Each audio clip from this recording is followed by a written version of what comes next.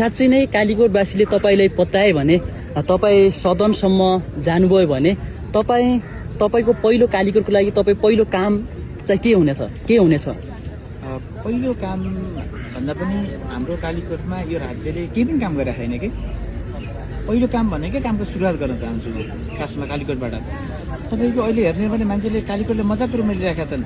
अब तपाईँको म कहिलेकाहीँ साथी सर्कल पूर्वतिरका धेरै ठाउँतिरका साथीहरूसँग म यसो सङ्गत गरिराखेको बेला चाहिँ उनीहरूले घर सोध्छन् कि मैले कालीकोट भन्न सुरुमा किन अप्ठ्यारो लाग्छ भने सङ्गतै गर्न चाहँदैनन्, अथवा कालीकोटको यस्तो खराब नजर भएको छ कि कालीकोटका मान्छे भनेका सबभन्दा खत्तम मान्छे हुन् भन्ने जुन अहिले भाष्य निर्माण गरे यी नेताहरूले गरे हो नि। त्यही भएर केही पनि काम नभएको हुनाले मैले कामको सुरुवात गर्छु।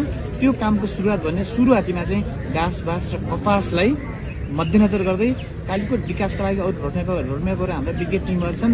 मैले भन्दा पनि मेरो टिमले काम गर्नेछ। म त एउटा पात्र हो।